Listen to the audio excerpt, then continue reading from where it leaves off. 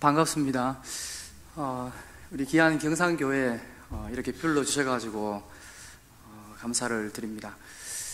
제가 며칠 동안 10시만 되면 잠을 잘 자거든요. 잠을 잘 자는데 잠이 잘 안 오는 거예요. 이상하다 싶어가지고 집사람 보고 잠이 잘 안 온다고 큰일 났다고 이 불면증이 왔는가 싶어가지고 뭐 때문에 그렇지 싶었거든요. 그래서 제가 계속 이렇게 고민하다 보니까 여기 경산교회 헌신 예배가 있는 거예요.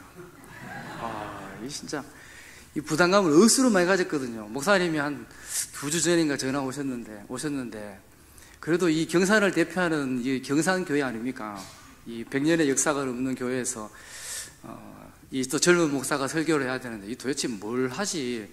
목사님 사랑방이라고 하면서 목자라고 그러는데 그건 또 도대체 뭐지 싶긴 한데 말씀을 고민하면서 준비했습니다. 부족한 사람이지만 오늘 이 시간에 하나님께서 들을 귀 있는 자들에게 들려지는 역사가 나타날 줄로 믿습니다.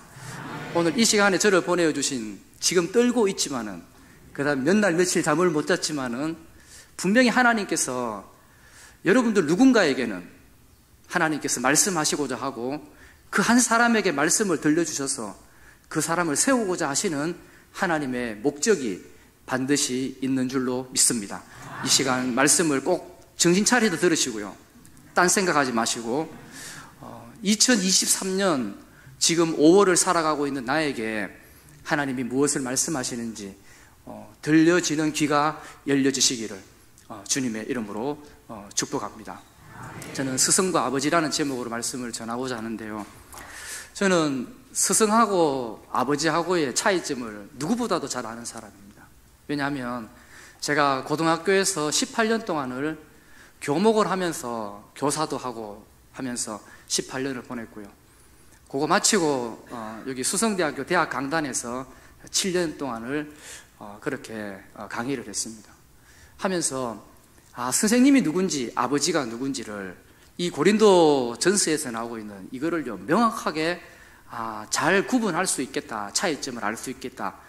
이게 내가 이야기할 수 있는 제일 큰 핵심이 아닌가라고 생각을 합니다. 제가 근무했던 고등학교는요, 실업계 고등학교였습니다. 거기 학생들이 한 50에서 60% 아이들이요, 결손가정의 아이들입니다. 결손가정이라고 하는 것은 엄마가 없든지 아빠가 없든지 아니면 엄마가 아빠가 있다 그래도 그 제 역할을 하지 못하는 그런 가정의 아이들입니다. 여러분, 이런 것과 똑같아요.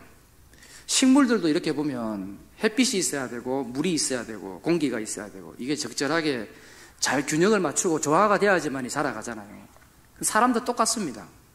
아이들도요, 아버지의 역할이 있어야 되고 엄마의 따뜻함, 사랑이 있어야 되고 아버지의 강함, 아버지의 듬직함, 이런 것들이요, 자녀들을 건강하게 키워가게 하는 겁니다.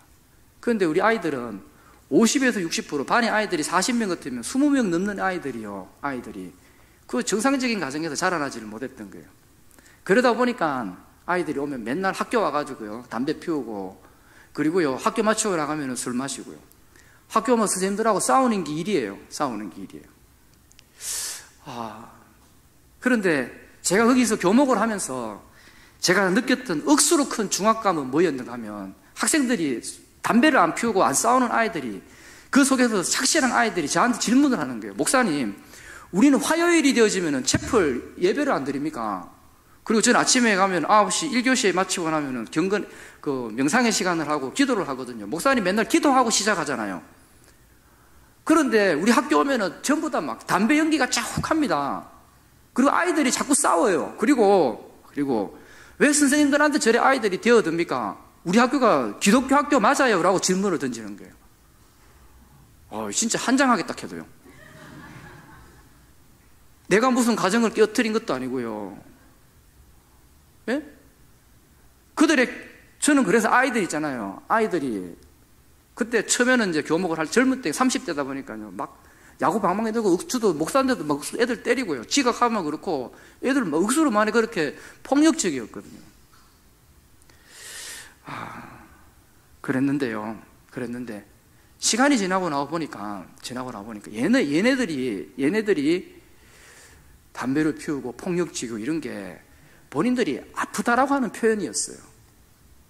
내가 지금 병이 들어서 아파요라고 하는 표현을 선생님들한테 대어들고 해소할 데가 없으니까 술을 먹고 담배를 피우고, 어떤 아이가 이제 학교를 마치고 가면서 막 저한테 와가지고요, 목사님 저 있잖아요, 자살하고 싶다고 이야기하더라고요. 근데 왜 죽으려고 그러니까 정말 살기가 지긋지긋하대요. 그것도 나이 16 먹은 아이가. 지가 얼마나 살았으면. 물어보니까요, 나는 엄마가 없는데요, 집에 가면은 초등학교 아이하고 얘들을 자기가 밥을 해주고 빨래를 해줘야 된대요. 그거를 내가 몇 년 동안 했는데 아버지는 돈도 제대로 안 벌고요, 정말로 미치겠어요. 그분께 제가 보니까 그럼 어떻게 죽을 거라고 물어봤거든요. 물어보니까 저는 높은 곳에 올라가서 뛰어내려서 죽겠다는 거예요. 야, 진짜 죽을 것 같더라고요.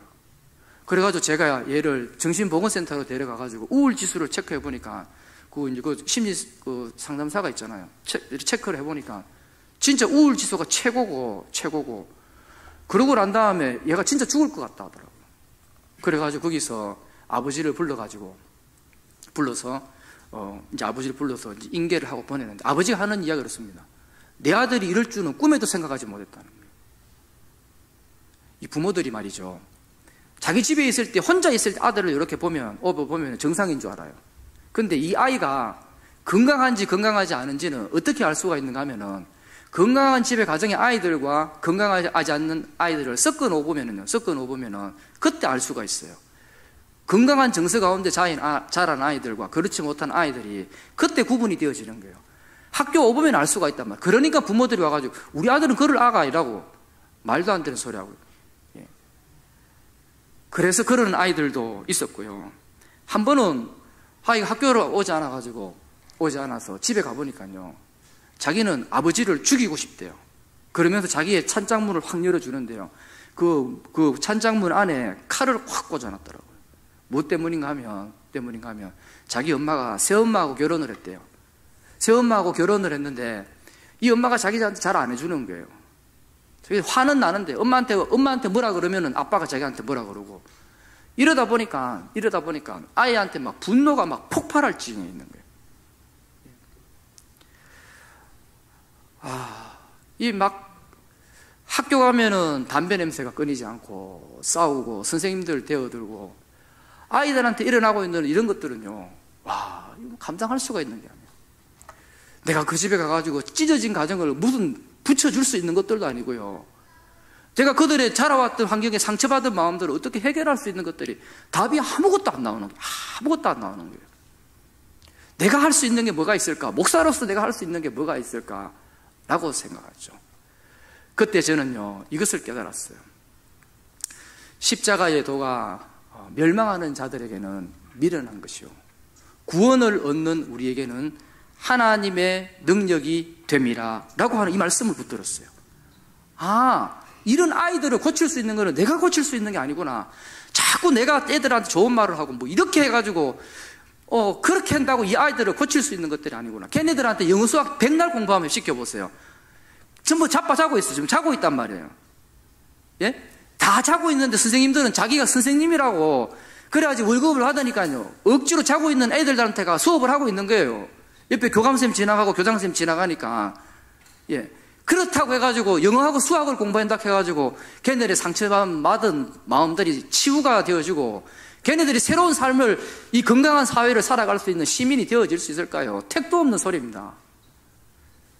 저는 그래서 말씀을 붙드는 게, 십자가의 도가 멸망하는 자들에게 미련하게 보이지만은 구원을 받는 우리에게는 하나님의 능력이, 하나님의 능력이라고 하는 것이 이 아이들에게 작동하면 되겠구나. 그래서 얘네들한테 복음을 전해야 되겠다. 얘네들이, 얘야, 너는 지금 세상에서 볼 때에 비록 가난하고, 세상에서 볼 때 상처투성이고, 세상에서 볼 때에 자존감 떨어져 있는 아이로 있지만은, 얘네들이 나는 하나님의 자녀라고 하는 거예요. 하나님이 나를 만드셨고, 지금도 천지를 창조하신 그 하나님이 나의 아버지시고, 나의 인생의 주관자가 되신다라고 하는 그 믿음, 그 정체성만 가진다고 한다면은 아이들이 새롭게 될 것이라고 하는 그에 대한 확신을 가졌습니다. 그래가지고 학교에다 뭐를 만들었는가 하면요, 학교 교회를 만들었습니다. 학교 교회를 만들어서 9시부터 10시까지 선생님들도 다 오시라 그러고 학생들도 전부 다 반에서 몇 명씩 한 반별로 돌아가면서 특성도 시키고요. 그때는 가능했습니다. 지금 한 18년 전이니까요. 한 10여 년 동안 학교 교회를 운영했고, 지금은 말도 안 되는 소리지만요. 지금 없어졌어요. 제가 퇴직하고 난 다음에는. 그때는 반별로 돌아가면 특성도 하기도 하고 선생님들 다 나오고, 그래서 매년 동안 매년 한 30명에서 40명 정도 아이들한테 세례를 주고, 그렇게 매달 학생들한테 100여만 원씩 장학금을 주고, 또 성지순례도 이 국내도 그렇고 다니면서 아이들에게 복음을 전했던 그러한 사명들을 감당했습니다. 제가 왜 이 이야기를 하는가 하면 제가 근무했던 이 학교나 지금 이 고린도 교회하고요 다를 바가 한 개도 없습니다. 고린도 교회, 이게 교회 같은지 한번 들어보세요. 이게 교회인지. 교회 안에요, 바울파, 나는 예수파, 나는 베드로파, 교회에 분파가 있는 거예요. 교회는 주의 이름으로 세웠기 때문에 예수님파라고, 난 예수님파라고. 이 물을 길른 사람이 있다고 한다면 물 준 사람이 나는 최고라고. 이 교회는 베드로의 신앙 고백에 의해 세워졌기 때문에 나는 개밥 바울파라고 그러면서요, 서로 전부 지파라고 하는 분파가 있단 말이죠. 그리고 또 무슨 게 있었는가 하면 교회 안에서 말이죠, 자식이 엄마하고 잠자리를 하는 간음의 문제가 일어나는 게 폐륜적인 교회예요. 폐륜적인 교회예요. 그런 게 어때? 무슨 교회예요? 엄마하고 자식하고 잠자리를 하는 그런 교회가 고린도 교회란 말이에요. 그리고 우상의 제물을 먹어야 되는지 말아야 되는지, 그리고 내가 받은 은사가 최고고 방언을 해야 되고 말고, 이런 문제들로 이 교회의 문제가요 산적해 있었던 것입니다. 그러다 보니까요 도대체 이런 문제를 가지고 바울 사도가 어떻게 해결을 할 수가 있겠어요? 그렇죠. 그냥 교회에 있는 문제를 가지고 세상의 법정을 가지고 갑니다. 이 고린도 교회란 말이에요. 지금 교회하고 다를 게 한 개도 없어요. 그렇게 이런 교회들에 대하여서 바울과 어떤 목회적인 대안이 있어야 안 되겠습니까? 진짜 말도 안 되는 소리죠. 한번 생각을 한번 해보세요. 만약에 그러한 교회가, 만약에 우리 교회라고 한다면 이런 교회가 어떤 교회가 있겠냐고, 이런 게 한번 소문 난다고 한번 생각해 보세요. 이게 교회라고 말할 거냐고. 그에 대한 목회적인 대안을, 이런 무슨 방법을 쓰겠냐는 말이에요. 바울 사도가 그때 바로 붙들었던 그 말씀이 바로 뭐냐면은 오직 복음밖에 없다라고 하는 거. 사랑하는 성도님들, 아무리 어려운 문제들, 그리고 해결할 수 없는 문제가 산적해 있다 할지라도 그 모든 것은 복음의 능력이 해결하는 줄로 믿으시기를 주님의 이름으로 축복합니다. 성경 한번 찾아볼까요? 성경 말씀 고린도전서 1장입니다. 찾아보겠습니다. 고린도전서 1장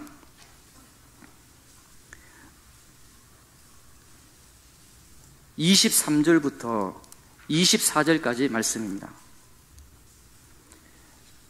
성경 찾으십시오. 고린도전서 1장 23절부터 24절입니다. 다 같이 한번 읽어보겠습니다. 시작. 우리는 십자가에 못 박힌 그리스도를 전하니 유대인에게는 그리끼는 것이요 이방인에게는 미련한 것이로되 오직 부르심을 받은 자들에게는 유대인에게나 헬라인이나 그리스도는 하나님의 능력이요 하나님의 지혜니라. 2장 1절 2절입니다. 2장 1절 2절 다 같이 읽겠습니다. 시작. 형제들아, 내가 너희에게 나아가 하나님의 증거를 전할 때에 말과 지혜의 아름다운 것으로 아니하였나니 내가 너희 중에서 예수 그리스도와 그가 십자가에 못 박히신 것 외에는 아무것도 알지 아니하기로 작정하였음이라. 아멘. 뭐예요? 바울 사도가 고린도 교회를 향하여서 목회적인 대안은 뭐였는가 하면 십자가밖에 없다라고 하는 거예요. 십자가밖에 없다라고 말하는 거예요. 이 십자가를 이야기하니까 유대인들은요, 피 흘리는 거를 이야기하고 있으니까, 아이고, 지금 십자가에 못 박히는 끄리끼는 거, 헬라인들한테 이야기를 하니까 그들은 철학의 도시잖아요. 어떻게 한 명의 죽음이 여러 사람들의 죄를 그렇게 깨끗하게 할 수가 있겠냐라고 저 억수로 미련하게 보인단 말이에요. 그러나 바울 사도는 그리스도는 하나님의 능력이요, 하나님의 지혜라.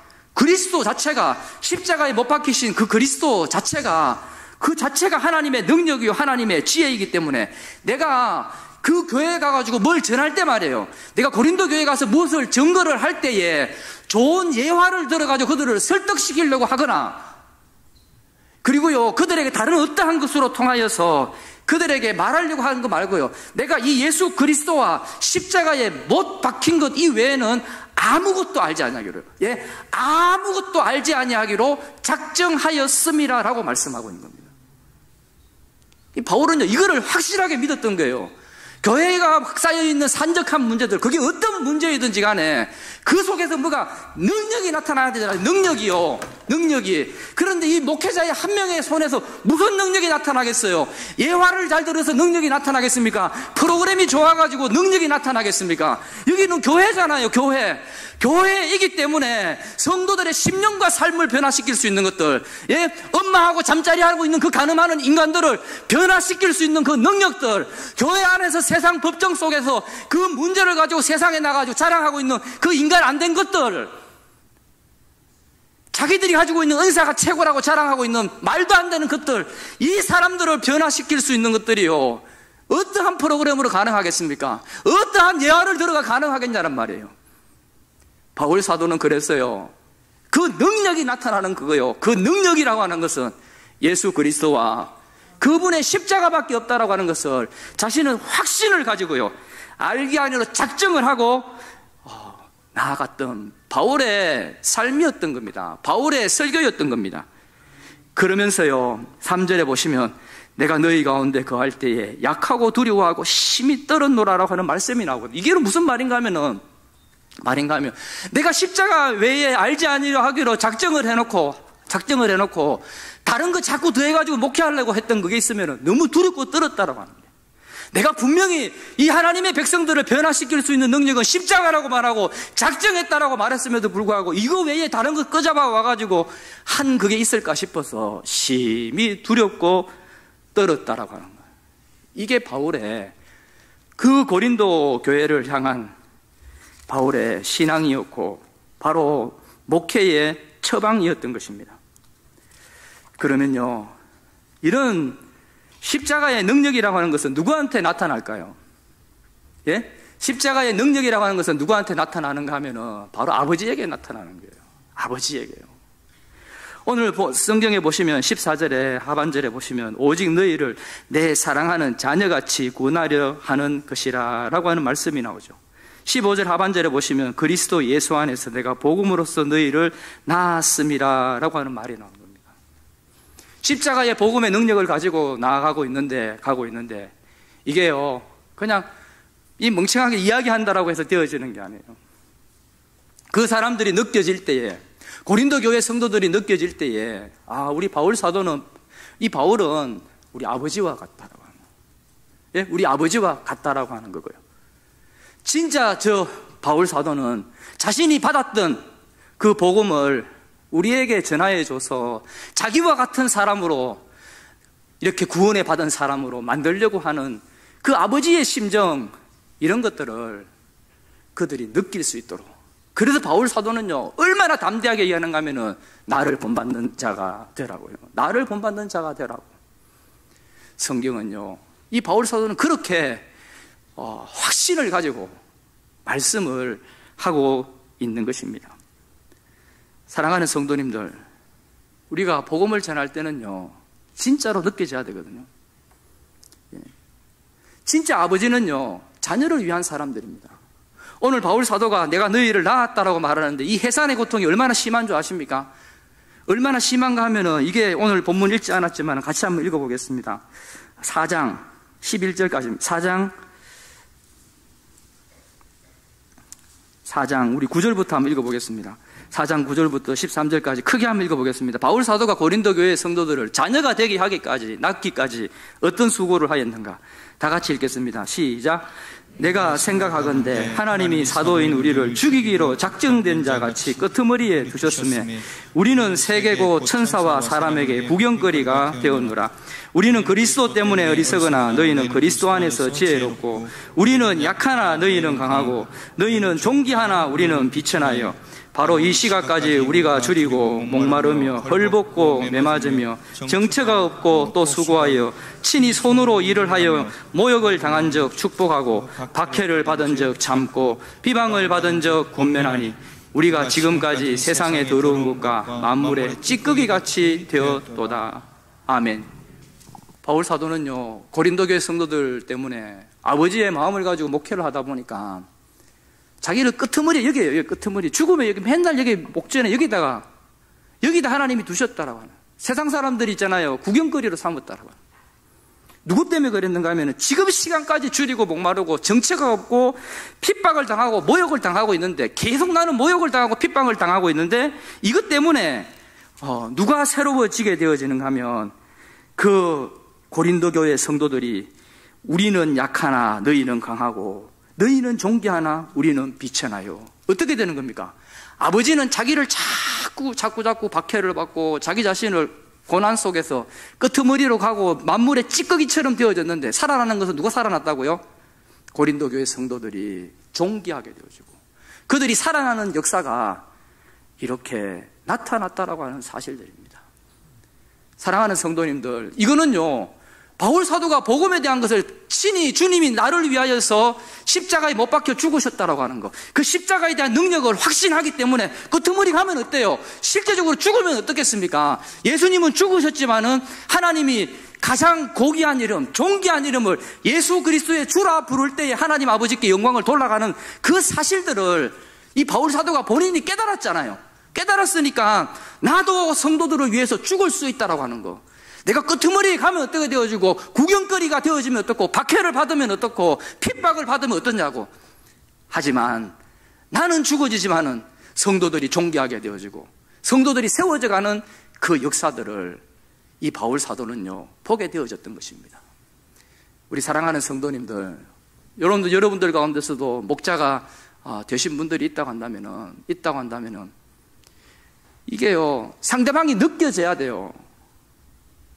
이 사람이 말이죠, 이 사람이 진짜 예수님을 만난 사람인가, 십자가의 능력을 가지고 있는 사람인가라고 하는 것을 상대방이 느낄 수가 있어야 돼요.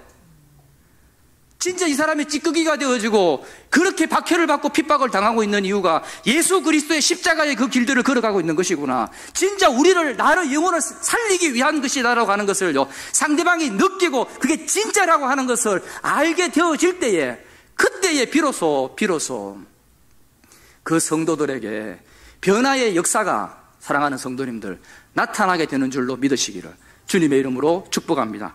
그래서 성경은요 이렇게 이야기하는 겁니다. 19절에 보시면 주께서 허락하시면 그가 너희에게 속히 나가서 교만한 자들의 말이 아니라 오직 그 능력을 알겠으니 하나님의 나라는 말에 있지 않냐고 오직 능력에 있습니다. 선생들은 말만 하는 거예요. 말한다고 해가지고 능력이 나타납니까? 여러분 구역장 모임을 하거나 목자 모임을 할 때 그 프로그램대로 시작해가지고 신앙 고백하고 그 해가지고 이렇게 그 시간대로 지나갔다고 해가지고 거기에서 여러분들 능력이 나타나는 말이에요. 왜냐하면은 그것을 듣고 있는 사람들이 보니까 우리 구역장 보니까 저 구역장은 지금 구원 받았는지 안 받았는지 잘 모르겠어. 예배 시간에 지금 은혜를 받는지 안 받는지도 모르겠어. 그렇게 의심을 하고 있는데 백날 순서대로 이야기를 해가지고 맞춰지는 대로 해서 그 구역을 인도한다라고 해가지고 한다고 해서 그 사람들 마음속에, 그 구역원들 마음속에, 목원들 마음속에 역사가 일어나겠냐라고 하는 말이에요. 역사가 일어나겠냐라는 말이에요. 진짜로 느껴져야 됩니다. 진짜로 느껴져야 됩니다. 저는 이 세상에서요 제가 제일 존경하는 분은 아버지입니다. 아버지가 8년 전에 돌아가셨는데 정말 아버지는 중요한 어록을 자식에게 너무나 많이 남기셨어요. 아버지가 암을 몇 개월 동안 투병하다가 돌아가셨는데 이제 저하고 같이 산책을 하면서 보여주신 자리가 있습니다. 어떤 자리인가 하면은 아버지가 7살 때부터 예수를 믿으셨다고 하시는데요. 내가 그때 7살의 나이였지만 2km인가 4km를 걸어가지고 그 이웃 교회로 교회 다녔던 길을 보여주시고 내가 여기서 기도했다라고 하는 그 기도의 장소로 보여주시더라고요. 우리 아버지가 여기서 7살 때 기도했구나. 그리고 암이 걸렸을 때 그 추운 겨울에 그리고 나는 어려운 일이 있으면 산에 있는 여기서 내가 기도한단다. 기도의 자리를 보여주시더라고요. 그러면서 저보고 이야기하더라고요. 목사는 개인적으로 기도하는 자리가 있어야 된다고. 어려울 때 정말로 기도하는 자리가 있어야 된다고 그 이야기를 하시는 거예요. 그리고 나의 죽음이 너의 목회에 도움이 되었으면 좋겠다라고 하는 이야기를 하시는 거예요. 저는 그 이야기가 뭔지 잘 몰랐어요. 알고 보았더니 저는 실제적으로 아버지의 도움을 참 많이 받았습니다. 그 하나님의 능력도 중요했지만은 아버지의 능력이 훨씬 더 많았습니다. 그동안 학교 교목하고 일을 하다 보니까 별 어려움이 없었거든요. 그랬는데 진짜 아버지가 돌아가시고 난 다음에 의지할 것이 하나님밖에 없다는 것을 제가 철저하게 깨달았습니다. 나의 죽음이 너의 목회에 도움이 됐으면 좋겠다라고 하는 말이 아버지는 자신의 몸을 버리더라도 자기가 죽더라도 이 아이의 목회에 도움이 되겠으면 좋겠다라고 하는 그것을요, 이게 아버지의 마음이었던 거예요. 이제 항암 치료를 하면서 말이죠, 새벽에 옆에 제가 있었는데 그러면 항암 치료하면 좀 새벽 예배 안 가도 되잖아요. 안 가도 되는데요, 일어섰다가 이렇게 넘어지시더라고요. 넘어지시는데도요, 제가 옆에서 일부러 약해질까봐 그냥 가만히 있었습니다. 그런데요, 저희 시골 교회가 교회하고 한 100m 정도 가까이 되거든요. 그런데 이렇게 막 어지러워가지고 막 이러면서도요, 갈지자로 이렇게 걸어가시면서도요, 끝까지 교회를 걸어가요. 저는 일부러 이제 뒤에 따라갔죠. 뒤에 따라가는. 기도를 안 해도 되는데 끝까지 그 기도의 자리로 가요. 그 새벽 예배의 그 자리를 지키고 그 다음에 제가 모시고 오는 거예요. 저는 그때 이런 생각을 했습니다. 어떤 생각을 했는가 하면, 너도 병 들거든, 너도 혹시 병이 들거든, 기도 안 하고 그렇게 있지 말고 죽을 때까지 네 기도의 자리를 지키라고 하는 아버지의 그냥 본이었다라고 생각을 해요. 본을 보여주신 거라고 생각을 해요. 그런 어떤 어려운 일이 주어졌을 때에 자신의 생명의 위협이 주어진다고 하더라도 기도하는 자리, 그거 잃지 말아라고 아버지는 아들한테 그거를 주고 싶어 하잖아요. 그리고 저희 교회가, 그 시골 교회가 세워질 때도 보니까 고모님이 이렇게 시집 가려고 땅을 팔았는데 말이죠, 아버지가 그 할아버지 그 돈을 훔쳐가지고 그 땅을 샀다 하시더라고요. 그 기초를 샀다 하시더라고요. 그리고 사택을 이제 지어야 되는데 며칠까지 돈을 얼만큼 이렇게 이제 공사를 하려고 하면 하라 그러니까요, 누가 땅을 팔아라고 그렇게 했는가 봐요. 집에 땅을 팔아라 그러니까 그 돈이나 처음에 치료해야 되니까 돈이 똑같은 거예요. 그러면 아버지는 뭐로 생각했는가 하면은, 그게 하나님의 뜻인가라고 생각을 하는 거예요. 그럼 저는 젊은 사람 입장에서 나도 지금 마이너스 통장 쓰고 있는데 그 땅 팔아가지고 좀 주었으면 좋겠는데 이런 생각을 속으로 했었거든요. 그런데 아버지는요, 절대 그렇지 않습니다. 아들이 마이너스 통장을 쓰든 말든 그게 그 시간에 그 돈이 맞아떨어지면 얼마나 무지한 것처럼 보여요. 그러나 그게 하나님의 뜻인 줄 알고 그냥 하나님께 바쳐버리는 거예요. 사랑하는 성도님들, 제가 우리 아버지 자랑하려고 하는 게 아니고 제가 지금 아버지가 되어져 보니까 내가 우리 아들에게 줄 수 있는 게 뭐가 있을까, 이거를 생각하게 되어지는 겁니다. 내가 죽고 나더라도 우리 아들이 끊임없이 붙들어야 될 게 뭔가라고 하는 그거를요, 요즘에서야 깨닫게 되어지는 겁니다. 옛날엔 학교에 있다 보니까요, 애들이 거짓말하고 이런 거 보면은, 그런데 우리 집에 와보니까요, 우리 아들이 똑같이 거짓말하고 있어요. 화가 이빠이 나거든요. 그럼 학교에서는 매를 한 방 때리는 것 같으면 집에 오면 몇 대 때리는 것 같습니까? 이 똑같은 짓을 우리 아들이 똑같이 하고 있으면요, 진짜 개패서 집회거든요. 저 애들 어렸을 때 많이 때렸어요. 진짜. 그래, 지금에 와가지고는 잔소리도 많이 하고요. 그랬는데요, 지금에 와서는 전 다른 이야기 아무도 안 합니다. 우리 아들이 첫째 아들은 26이고 둘째 아들이 23이거든요. 요즘은 무슨 이야기만 하는가 하면은, 야, 대현아, 이제 주일 준비 잘해라. 이런 이야기만 합니다. 그리고 교회 헌금 많이 해래. 그리고, 야, 니 헌금할 때 정직하게 헌금하래. 이런 것만 이야기를 해요. 왜 그런가 하면, 내가 혹시 언제 죽더라도 우리 아들의 기억 속에 우리 아버지는 잔소리만 했다 그러더라. 우리 아버지는 때리기만 때렸다 그러더라. 요거 기억 남지 않고, 우리 아버지는 나한테 하나님 잘 섬기라고. 그리고 하나님 두려워하라고. 요 말만 남게 하려고 요즘 그렇게 제가 진짜 돌을 닦는 기분으로 자녀를 양육하고 있습니다. 바로 요게요, 아버지의 마음입니다. 아버지의 마음입니다. 그래서 바울 사도도 오늘 본문에 보면은 21절 말씀입니다. 다 같이 한번 읽어보겠습니다. 시작. 너희가 4장 21절입니다. 시작. 너희가 무엇을 원하냐? 내가 매를 가지고 너희에게 나아가랴. 사랑과 온유한 마음으로 나아가랴. 이게 무슨 말입니까? 지금 이런 교회를 향하여서 몽둥이 들고 가가지고 성도들 전부 다 내가 다 두드리고 팰까? 너희들 진짜 가서 몽둥이로 다 팰까? 진짜 그래야 말 들을래? 아니면 온유함으로, 아니면 사랑으로 너희들한테 나갈까? 가장 좋은 게 뭘까? 예? 가장 적합한 게 뭘까? 가장 하나님다운 게 뭘까? 가장 교회다운 게 뭘까? 가장 목사다운 게 뭘까? 가장 성도다운 게 뭘까? 이걸 가지고 그들에게 나아가려고 하거든요. 이게 바로 뭐냐면 아버지의 마음입니다. 아버지의 마음입니다. 말씀을 정리하겠습니다. 뭐가 지금 맞춰도 됩니까? 너무 빨리 끝나는 거야. 그냥 몸둘 바를 잘 모르겠네요. 고린도 교회는 정말로 문제 많은 교회였습니다. 제가 생각해봐도 도저히 답이 나오지 않는, 제가 고린도 교회 가봤거든요. 야, 뭐 우상 숭배할 수밖에 없는 동네고요. 간음할 수밖에 없는 지역에 위치해 있습니다. 어쩔 수 없는 교회였어요.